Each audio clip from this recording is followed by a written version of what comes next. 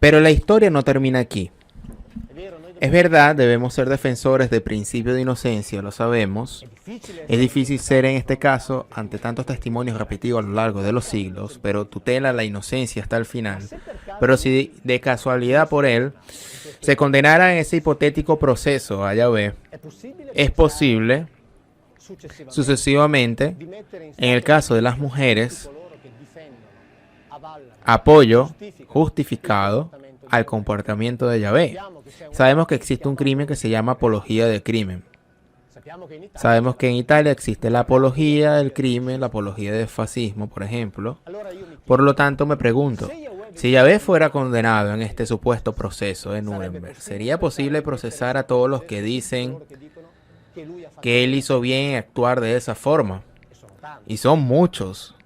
Son realmente muchos. Hay jerarquías, los fieles, que justifican a tal punto, recuerden que antes leemos al paso en el cual se hablaba sobre el feminicidio selectivo y el infanticidio selectivo. En base a eso existen también leyes claramente racistas cuando Yahvé dice: no casen con mujeres que no pertenecen al clan tribal. Es decir, no casen con mujeres fuera del propio clan.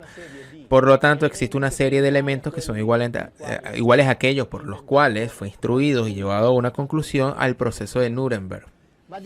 Pero decía, la defensa de ese comportamiento de Yahvé, y me refiero aquí al libro de Números, capítulo 31, cuando se narra que combaten contra los madianitas, matando a todos los hombres y ejecutan ese feminicidio selectivo.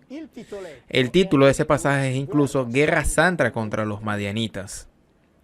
Es decir, la guerra de exterminio con el feminicidio, con el infanticidio, se define como la Guerra Santa. Yo pregunto a los juristas porque no lo sé. ¿O es o no es apología de crimen?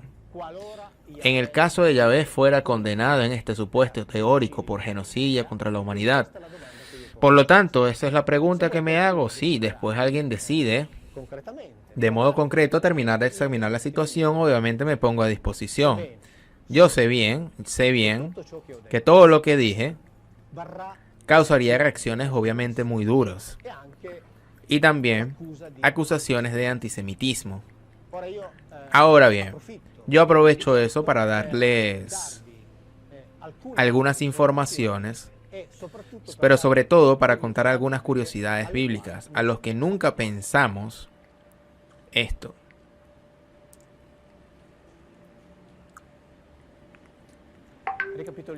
Resumiendo, la pregunta que pongo a los juristas es la siguiente. ¿Podríamos suponer, sobre la base de los principios jurídicos ya aplicados, abrir un expediente e instruir un proceso contra el individuo Yahvé? Y en el caso de que fuera condenado, yo siendo defensor del principio, de tal vez por apología de crimen contra todos aquellos que lo apoyan, lo defienden, justifican su comportamiento. Aquí hay obviamente varios crímenes.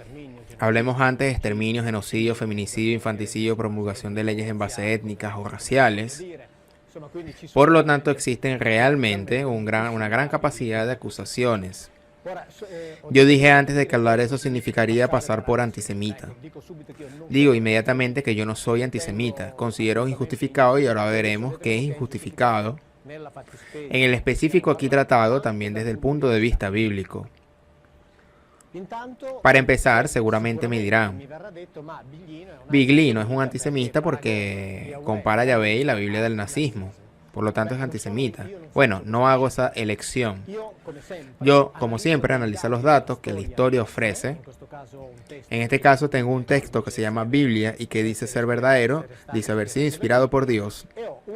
Y tengo un episodio dramático, el holocausto, donde 6 millones de hebreos murieron. Episodio sobre el cual se instruyó un proceso. Ahora bien, el comportamiento, quiero decir, los crímenes que yo, hipotéticos, que he citado antes, claramente se cometan solos. Si es un genocidio, es un genocidio. Que haya sido cometido contra los hebreos o que haya sido cometido contra otros pueblos, siempre será un genocidio. Hacer el proceso contra los tipos de delitos, obviamente, no fui yo, sino la sociedad occidental, junto a quien lo gobierna. Esta sociedad occidental eligió procesar al nazismo. Él escogió, por ejemplo, no procesar a los Estados Unidos de América, ni siquiera por la segunda bomba atómica. Por la primera bomba podemos fingir o suponer que existiera una justificación militar. Sobre la segunda bomba cabría tal vez las objeciones, pero fue escogido la no verificación de tal hecho. Fue elegido no procesar a Stalin, aun sabiendo el conocimiento que él hizo desapareciera en la faz de la tierra a 11 o decenas de etnias. Es decir, 11 o 12 etnias ya no existen. Stalin permitió que desaparecieran, pero fue elegido no procesarlo. La elección fue procesar al nazismo, por lo tanto yo poseo aquel dato histórico. No puedo tomar otros hechos históricos. En aquel proceso se definieron los crímenes que yo me baso allí. Por lo tanto no es una elección. Por lo tanto, aquí no se trata de antisemitismo. Sin embargo, podemos comprender también que el principio imputado de este proceso hipotético es Yahvé, que es un notorio no semita. Es decir, Yahvé es Dios, y sería uno de los Elohim y era uno de los Elohim, por encima de todos los pueblos de la tierra. Por lo tanto, seguramente el principal imputado de este proceso no sería eventualmente un semita. Sus seguidores, sus máximos representantes aquí en la tierra, todos saben que no son semitas. Hay también semitas, pero solo una pequeña parte de los 2.000 millones de sus seguidores, el 99% no es semita. Por lo tanto, no se trata de antisemitismo. Repito, el principal reo de este eventual proceso es ciertamente un no semita. Por lo tanto, no se trata de antisemitismo. No se trata de eso ni siquiera desde el punto de vista bíblico. Explicar, ahora veremos algo interesante con algunos de los personajes que leemos antes en la Biblia, que además es una Biblia de aquellas que todas las familias tienen en casa, porque es una Biblia muy comercializada, por lo tanto no he utilizado obviamente ni siquiera mis traducciones porque no hay necesidad. Los testimonios están allí, contados en la Biblia que tenemos en casa. Y decía, retomemos algunos de esos nombres. Dará para entender cómo, en base a la Biblia, las posibles acusaciones del antisemitismo no serían solamente injustificadas, sino incluso ridículas. Y ahora veremos. Todos conocemos la historia bíblica, al menos en términos generales. Sabemos que después de Noé tiene 3 hijos, y después del gran diluvio, uno de los 3 hijos cuya descendencia se describe en la Biblia, se llamaba, Sem, de quien deriva todos los semitas. Sin, leyendo la genealogía bíblica, una serie de hijos e hijas hasta llegar a los Heber, de quien deriva los Ivrim, o sea, los hebreos formalmente dichos. Heber, por su parte, tiene toda su descendencia, hijos e hijas, hasta que se llega a uno que se llama Terak. Y aquí entramos específicamente en la historia que es de mayor conocimiento. Comenzamos. Terak, que tiene un hijo que se llama Abraham, otro que se llama Nacor y otro que se llama Harán. Abraham tiene un hijo conocido que es Isaac, que tiene un hijo llamado Jacob, que tiene un hermano gemelo que se llama Esaú. Harán tiene un hijo que se llama Lot, que está relacionado con los episodios de Sodoma y Gomorra. Cuando leemos la Biblia, por ejemplo, en el capítulo 32 de Deuteronomio, y que a su vez está escrito allí en el versículo 8, que para Yahvé, el personaje de quien estamos hablando, ha sido destinado solamente Jacob. Por lo tanto, para Yahvé no fueron destinados los semitas, ni tampoco los Ivrim, que nacen los hebreos. Fue destinado a Jacob, a esa familia, ese pedazo de familia, ni siquiera la familia entera de Terak o Harán. La Biblia también cita los nombres de los colegas de Yahvé para quienes se destinaron a otras partes de la misma familia. Pero no hablaremos de eso porque el foco es otro. Hablo sobre esto en los libros. Al leer la Biblia en el tema específico que estamos hablando, veremos que los pueblos contra los cuales se dan órdenes de exterminio son esos. Moabiti, Moab, Ammoniti, Amonitas, Amalekiti, Amelecitas, Madianiti. Madianitas. Amalekiti l'abbiamo letto. Amelecitas vimos antes en el libro de Giuseppe Flavio. Madianiti l'abbiamo Madianitas leemos antes cuando se habló de exterminio de ese pueblo con el feminicidio, infanticidio selectivo, infanticidio selectivi con agravante de crueldad gratuita, pues no existían motivos, excepto en base étnica, para matar a los niños.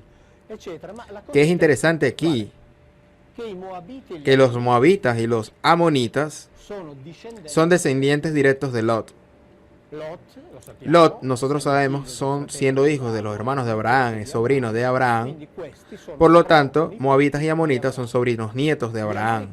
Los amelecitas son descendientes directos de Esaú, hermanos gemelos de Jacob. Los medianitas son descendientes directos de Abraham a través de su concubina, la mujer Keturá. Ahora bien, es muy claro, no hay duda, que aquí estamos delante de semitas que por órdenes de un no semita, que es Yahvé, intentan, cuando sea posible, exterminar a cada uno de los pueblos, en este caso, que son semitas tanto como ellos. Pero no solo semitas como ellos, sino incluso parientes directos. Son primos. Se matan entre primos, tíos y sobrinos. Por lo tanto, no se trata de antisemitismo. Si algún día fuera posible instruir ese proceso, y que por el contrario, por lo tanto, sería un proceso a favor de los semitas que fueron masacrados por esos otros semitas y a través de órdenes de un no semita. Por lo tanto, repito, no se trata de antisemitismo. Basándose en la Biblia, sería incluso ridículo citarlo. Repito, ridículo citarlo. En fin, establecido que no se trata de antisemitismo, establecido que se trata simplemente de comparar los hechos existentes, comparar un libro con un proceso que ya se ha realizado. Se trata de saber si por casualidad los juristas piensan que es posible aplicar en ese caso específico los mismos principios que fueron aplicados por crímenes que son absolutamente equivalentes, y repito, basta con leer la Biblia para establecer lo que fue el tema del proceso para entender cómo las cosas son parecidas. Así la historia no es contada sin necesidad de análisis singulares o especiales, porque es un hecho.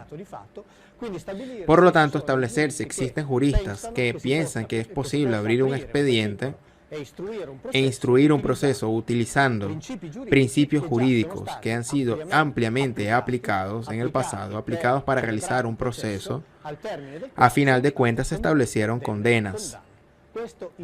Yo lo pido porque no soy jurista ni tengo conocimiento.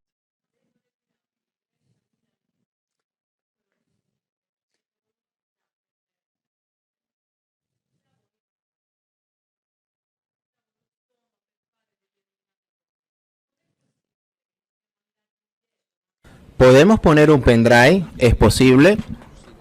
Sí, así os muestro la foto de algo que ocurre dentro de la pirámide de Keops.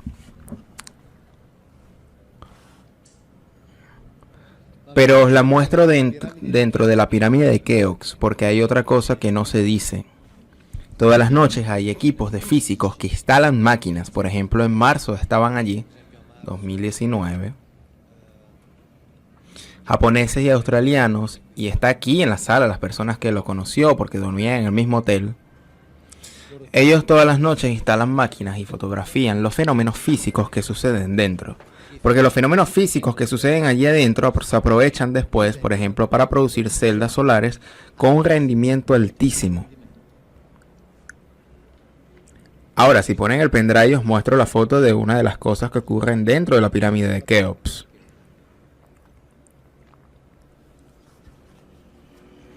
Pero porque hay que tener ganas de buscar. Y si uno dice, bueno, voy allí como si fuese a mí, si escucho lo que me dice el cura porque me conformo, es consolador.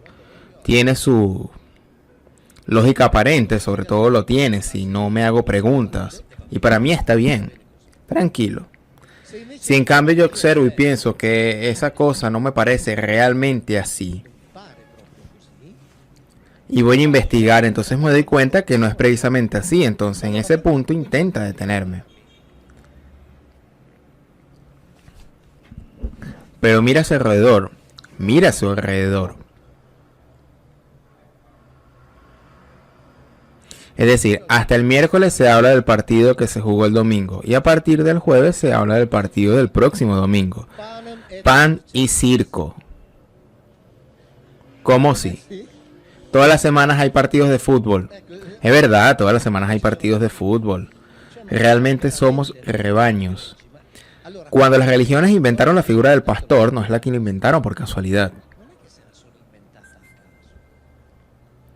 El pastor es realmente el que le dice al rebaño, tú pastas aquí. ¿Ok? Y las ovejas pastan allí, sin levantar la oveja. Después se dice, ah sí, bueno. Se dice que el buen pastor es el que defiende las ovejas del lobo. Pero, ¿desde cuándo? El pastor defiende las ovejas del lobo porque al esquilarlas, ordeñarlas y sacrificarlas debe hacerlo para él. Es decir, para la oveja no cambia nada. O la mata el lobo o la mata el pastor, o aquel que se la vendió al pastor. La tarea de nuestros pastores es la de ordeñarnos. Esto es un decaimiento, desintegración de las partículas subatómicas. Dentro de la pirámide de Keops, donde las partículas son aceleradas y después decaen en muones, etcétera, etcétera. Esta foto no está en ningún otro lugar. Es una fotografía vista y examinada por un físico del Instituto Max Planck de Múnich. Me dio la explicación verbal, me dará la explicación escrita, pero suceden estas cosas de aquí.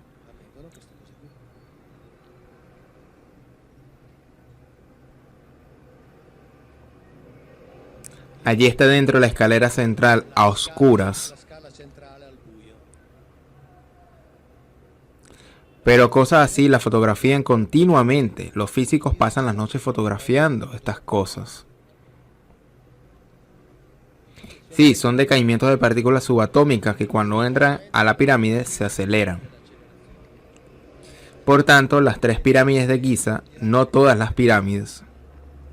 Las pirámides de Giza, en particular la de Keops, son centros de producción y acumulación de energía. Tanto es así que están trabajando para producir celdas solares imitando lo que sucede allí dentro. Celdas solares inmensamente más eficientes de las que conocemos nosotros. Pero esto no lo explican los egiptólogos, nos lo explican los físicos, porque los egiptólogos de esto no saben nada. No es su trabajo, no es que sean ignorantes, es que no es su trabajo. Entonces cuando veo estas cosas digo, egiptólogo, con todo el respeto que te tengo, pero déjame libre de preguntarle a otro. Es lo mismo que hago con el teólogo, con todo el respeto que te tengo, pero cuando leo ciertas cosas en la Biblia debo preguntarle a otro, porque de lo contrario, por ejemplo, esta de aquí es la pared de las purificaciones. Es una pared del templo de Luxor, donde se hacía un cierto ritual. El ritual de la purificación, y el ritual de la purificación están representadas estas otras cosas de aquí. ¿Veis? Entonces estas cosas desde Alan Gardiner a principios de 1900 han sido interpretados como pequeñas ánforas que vierten agua sobre cuernos para simbolizar la purificación. Está bien, ok, si queremos mantener esa explicación la mantenemos. ¿Qué problema hay? Pero allí dentro hay también esto. ¿Lo veis?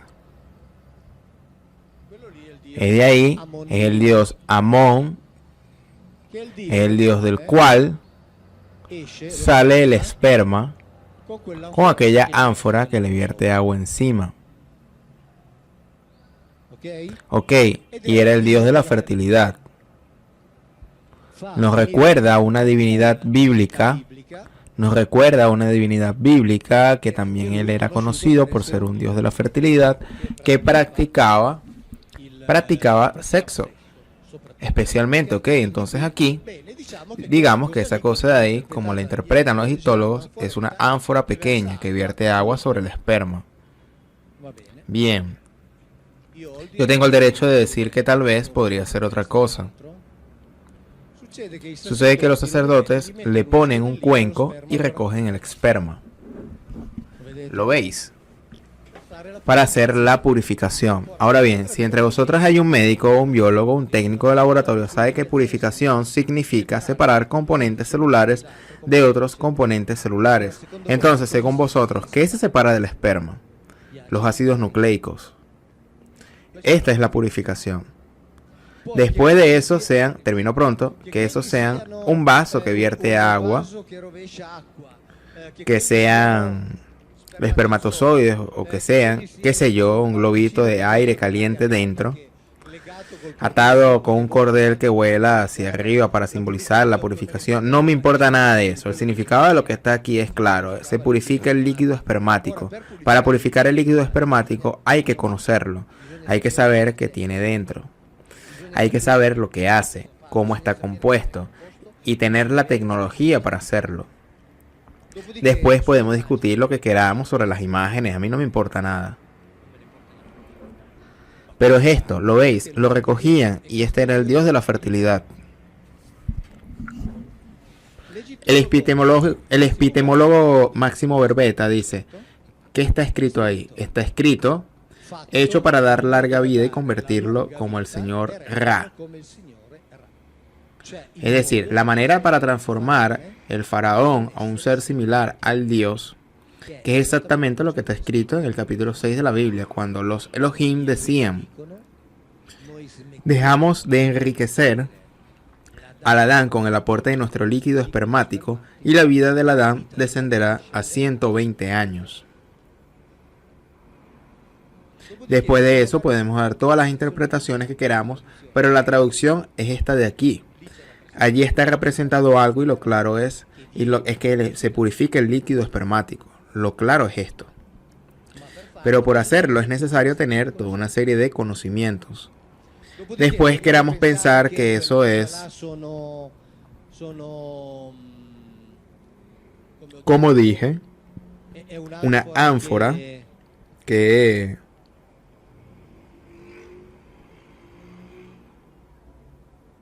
esta es una ánfora que vierte agua sobre un cuenco. A mí me parece igual a aquella.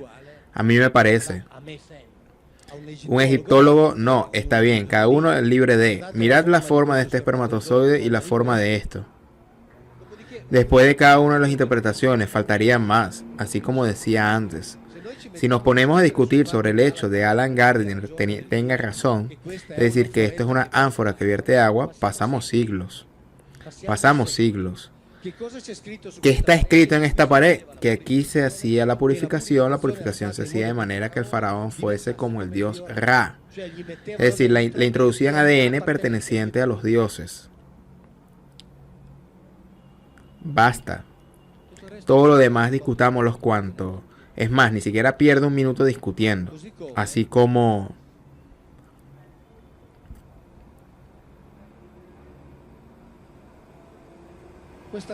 esto nos lo explicará un ingeniero catedrático. Aquí están todas las interpretaciones de los egiptólogos. Todas las interpretaciones, como dije antes, las de Eusebio de Cesarea, el símbolo de la vida, la flor de loto, la chispa de la vida, etc. No, nos la explicará un profesor ordinario politécnico de Turín. Esto es una lámpara con cables, el sistema de aislamiento, etcétera, etcétera, etcétera. Porque conocía muy bien la energía eléctrica y era el sistema con el cual podían trabajar en el interior, porque por ningún lado se encontró nunca un gramo de humo. ¿Con qué se iluminaban? Ni con los espejos podían hacerlo. Intentan hacer las cosas. Entonces yo digo, muy bien, tomemos las interpretaciones de los egiptólogos, por favor. Las tenemos a su debida consideración, pero yo frente a una imagen así, donde entre otras cosas hay ahora, no está toda porque las dos son opuestas, está incluso el faraón con 2 cuchillos en la mano, que significa claramente situación de peligro. Significa, atención, las cosas que ocurren aquí dentro son peligrosas. Yo creo que tengo el derecho de preguntarles a otros, nada más.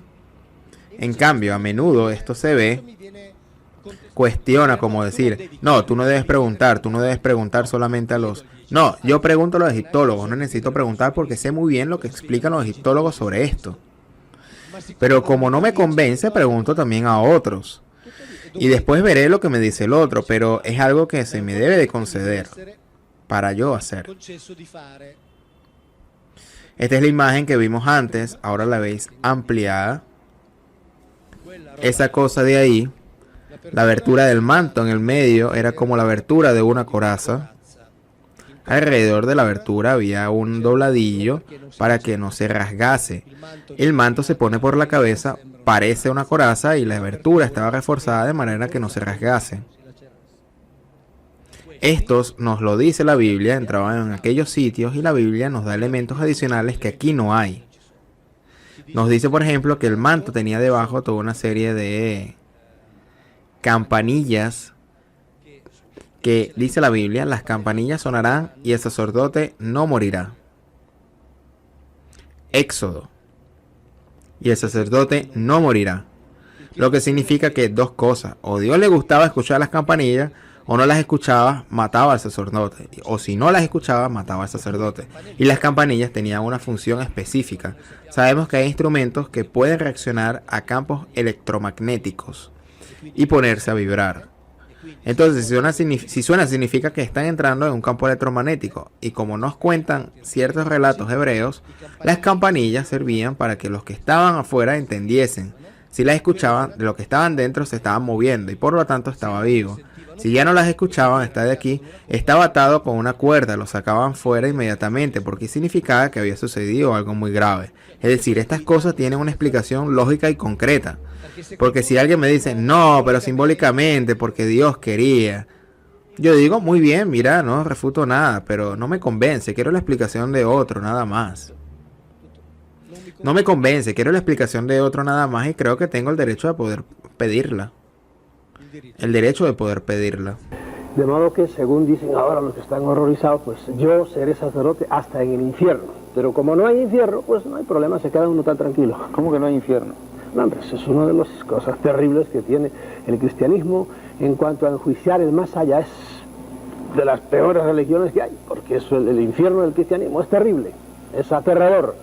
Y yo aprovecho aquí la ocasión para quitarle el miedo a la gente. Esos infiernos de más allá y fuegos y por ahí, esos son calumnias que le han levantado a Dios los teólogos. ¿Entiendes? Un Dios que nos dicen que es Padre no puede tener semejante tortura. Eso es un absurdo en el cual yo creí mucho tiempo, porque yo fui un fanatiquito durante muchos años, nací en eso y tardé 40 años en sacudirme eso y en rebelarme contra semejantes absurdeces, de modo que yo en este caso estoy defendiendo la bondad de Dios. Dios no tiene infiernos. Bueno, podremos estar de acuerdo en que no hay infierno tal y como se le concibe a la gente en las llamas y torturada de esa manera tan concreta, ¿no? Así. Sí, con fuego y un demonio metiéndote pinchazos. Pero el infierno existe de otra manera, es la ausencia de Dios, como el cielo es la gloria de Dios, disfrutar de la gloria de Dios. Y el Dios purificante es el purgatorio, ¿no? Bueno, el purgatorio es, como dicen, algunos países dicen el purgatorio, ¿verdad? Porque en lugar de pulgas. Nada, son todo cosas que la mente humana ha ido haciendo, porque tú te sales del cristianismo y te vas a otras religiones y siempre la gente ante el más allá, la pobre mente humana empieza a fabular, a inventar, ¿verdad? Y de las invenciones que hemos tenido aquí es el purgatorio, que es una doctrina que muchos cristianos no aceptan. Por ejemplo, los protestantes no aceptan semejante cosa. Ahora, que hay infiernos, ¿cómo no vale? Este planeta es un infierno, como nos lo han puesto todos los grandes políticos y los grandes militares y los grandes locos que dirigen este mundo. Este planeta es un infierno, dejando aparte del infierno en que viven muchos, la mayor parte de los seres humanos, en el más allá. Yo estoy seguro que hay gente que merece algún tipo de infierno, no un infierno como el del que hablábamos, sino que los hagan reencarnar, que ahora está de moda la reencarnación. Hazlo reencarnar en Etiopía para que te mueras de hambre, tú que mataste de hambre a otros, etcétera, etcétera. ¿Qué hay en el más allá? No lo sé. En muchas de mis conferencias he hablado de Yahvé. Sí, pero también hay que dar espacio a otro personaje bastante importante, que fue o que es el tema de Jesús, muy importante para la religión cristiana, ya que aborda un tema como es la fe. Ya se ha tratado mucho de Jesús en otras conferencias, pero quisiera hacer un hincapié en esto. Hay libros como Jesús Semidios, que sería uno de los libros que de alguna manera se plantea el hecho si Jesús es un semidios y qué eran los semidioses. De alguna manera esto se hace adrede porque en ese título no se coloca Jesús el semidios. ¿Por qué? Porque Jesús pertenecía a una categoría específica que en la antigüedad era muy conocida en todas las civilizaciones y por tanto la ausencia del artículo significa que su presencia a esa categoría y a los llamados semidioses no es única. Para ser muy sintético, pero claro, al riesgo de ser también toscos, eran hijos de uno o dos pertenecientes a la raza humana. Y uno pertenecientes a una civilización superior que obviamente dependiendo de la parte del mundo se llamaba de diferentes maneras. En la Biblia sabemos quiénes son los Elohim. El mismo Jesús los reconoce cuando invoca a un Él. Entonces en realidad un semidios por esta razón, porque es hijo de un humano e hijo de uno de ellos. Pero hablamos extensamente de esto en el libro y por lo tanto obviamente no lo hacemos. No abordamos el tema aquí, pero el 50% era ADN humano, por lo tanto semidios, uno de tantos, uno de muchos. Por lo tanto, uno de muchos, como también se suele decir de Yahvé, que era uno de muchos entre muchos Elohim, que frecuentaban ciertas zonas del Medio Oriente, etc. Entonces, este Jesús también es uno de esos muchos. Estoy seguro de que este libro también despertará, digamos, curiosidad y quizás incluso controversia en alguien, incluso si esa no es la intención. Sin embargo, una cosa que es interesante y que encontré en el libro es que antes de abordar el tema, en definitiva, la vida de Jesús a través de los principales acontecimientos de su existencia, tal como nos los cuentan los evangelios, también se intenta reconstruir el contexto en el que vivió y el contexto en el que las fuentes escritas fueron precisamente escritas y luego transmitidas hacia nuestra generación. Aquí le paso de alguna manera una reflexión sobre el tema de la comunidad y su origen como la comunidad cristiana. No era en realidad monolítica, sino que estaba atravesada por varias fallas. Entonces uno se puede preguntar si eso es así y efectivamente lo es. Hay que resaltar que también hay una definición errónea que conviene superar, remover. La de judeocristianos, es decir, aquellos que actualmente se identifican como aquellos que todavía pertenecen a la rama del judaísmo y que identificó sustancialmente con él. ¿Quiénes son los Jesuaní? Los Jesuaní son los miembros originales del movimiento querido por Jesús, un movimiento mesiánico, un movimiento apocalíptico, pero ojo, siempre dentro del recinto judío. Por tanto, del recinto judío, cosa diferente en lugar de la división deseada por cambio de Pablo, es decir, en cambio por Pablo y por lo tanto por los paulinistas, por lo tanto por aquellos que eran seguidores de Pablo, que en cambio en ese Cristos, que siempre significa Mesías, pero aquí estamos en cambio en griego, que Cristos en cambio es otra cosa, es decir, que Paulina, Mesías, se convierte en otra cosa. Pablo, quien aquí también tiene que vender esta doctrina a una audiencia gentil que tiene una sensibilidad diferente. Todavía estamos dentro del Imperio Romano, entonces aquí el conocimiento del contexto debe ser fundamental. Hay que subrayarlo varias veces, dado que Pablo tiene que vender esta doctrina diferente a los gentiles. Lo primero que hace es transformar el Mesías judío, por lo tanto el Cristos griego, en algo diferente. Por lo tanto es un carácter que tiene una misión salvadora, pero no para Israel, sino ahora es para todo el mundo. Por lo tanto, para todos los pueblos es verdad, de ahí el carácter universalista y luego una salvación destinada, decía, a todos y sobre todo una salvación no de carácter político, sino de carácter escatológico, es decir, ligada a la vida después de la muerte. Y aquí en la doctrina paulina nos centramos porque es donde surgen las diferentes creencias que podríamos decir sobre la resurrección, sobre la divinidad de Jesús. Entonces Pablo, quien oficialmente comienza algo. Entonces ya hemos dicho, digamos, dos puntos muy importantes. El primero de los cuales es el hecho de que Jesús es un semidios, uno de muchos, así como Yahvé era un Elohim, uno de muchos. Y ahora nos dice que incluso el cristianismo original, además de estar encindido en sí mismo, también fue una de las muchas creencias, obviamente de las muchas múltiples, que formaron parte de la antigüedad. Pablo. Y tal vez hay que hacer una breve aclaración en este aspecto. Aunque más adelante en este libro se habla de ello, es que Pablo, como fundador del cristianismo, entonces al final también le quita de alguna manera la premisa al mismo Jesús. Sí, realmente, hoy día todos los estudiosos coinciden en definir a Jesús como un judío de 360 grados. Un Jesús que nunca quiso fundar una nueva religión. Un Jesús que justo a los suyos. Así estamos siempre en el recinto jesuano. Vale recordarlo entonces firmemente, dentro de su cultura y perteneciente a la judía, de su tradición judía, nunca cuestionaron cuáles eran en aquellas épocas los tres elementos fundamentales para un judío piadoso y justo, es decir, la circuncisión, la ley y el templo. Pablo, sin embargo, como os dije antes, crea esta escisión original porque partiendo de la carta de Gálatas, para llegar, por ejemplo, a la carta a los filipenses, Pablo es muy claro, la circuncisión ya no sirve, la ley ya no sirve porque si te circuncidas, si hace la circuncisión, estás obligado a poner en práctica toda la ley.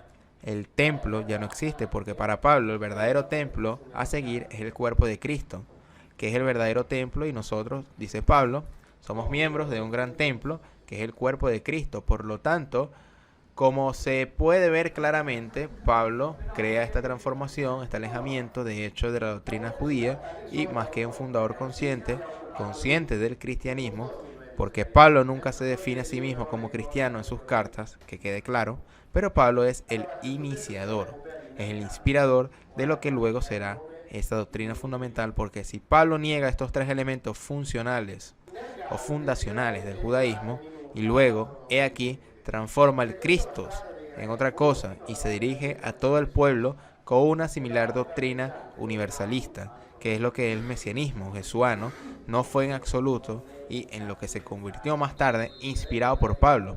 Es de hecho muy lentamente el cristianismo que conocemos bien. También tenemos episodios, por ejemplo, del bautismo, la pasión, la resurrección, pero hay una cosa que hay que llamar la atención, es la revisión de la cronología de la vida de Jesús.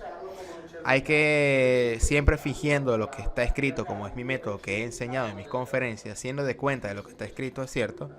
Estos evangelios obviamente se da cierto. Esta es la premisa en todas las obras, porque ninguno de nosotros sabe, nadie en el mundo sabe si lo que está escrito es verdad. Pero vamos a dar de cuenta de que esto es así. Pero si lo que está escrito es verdad y se pone en una relación correcta y consistentemente con otros acontecimientos de los historiadores de su tiempo, externos a los evangelios, pero conectados, y quienes lean el libro lo verán bien descritos, conectados en las figuras presentes en los evangelios, como la de Juan el Bautista, la ejecución de Juan el Bautista. Descubrimos históricamente que Jesús no murió a los 33, sino murió alrededor de los 40. O sea, muerto fue crucificado entre los 42 y 43. Ahora me doy cuenta de que esto pone en crisis muchas escuelas de pensamientos esotéricas, iniciáticas. Pienso entonces en todos aquellos que han dado un significado místico y particular al número 33. Y me doy cuenta que podría ser devastador tomar nota del hecho de que el 33 no tiene nada absolutamente que ver, pero sí algo deben tomar con beneficio de inventario, obviamente, 42 o 43, que elijan, porque la fecha exacta no existe, es decir, no es posible tener la precisión de alguna manera, pero más o menos los 10 años a dejar de más. Entonces, parecen claramente en los relatos evangélicos y en las relaciones que los evangelios hacen entre los datos históricos de la vida de Jesús y lo que pasaba fuera de Herodes o con Herodes. Entonces es necesario ver esto también porque inevitablemente pone en tela de juicio toda una serie de pensamientos que han estado conectadas con este famoso número 33. Y luego nosotros dentro de allí tomamos una consideración toda una serie de datos que la teología, la elaboración que Francisco explicó, vieron teológicamente la elaboración paulina y luego todas las posteriores. Pero leyendo atentamente a los evangelios en griego, traduciendo una vez más, literalmente, el momento de concepción, digamos, la crucifixión y el posterior entierro, la ascensión de Jesús, o más bien la asunción de Jesús, parecen ser, según los textos, algo muy diferente a lo que nos dijeron. Esto es verdaderamente extraordinario porque en cualquier caso, después de 2 años de estudios de exégesis de teología sobre la vida de este personaje, y luego, dado que las fuentes no son tantas, suponiendo que se conocían o se conocieran muchos detalles, incluso importantes y en definitiva, ni siquiera demasiado escondido, demasiado latente como los que han destacado hoy, por lo que es realmente difícil pensar que haya algo nuevo para decir sobre Jesús, y en cambio se ha hecho este libro donde hay cosas interesantes, muy interesantes.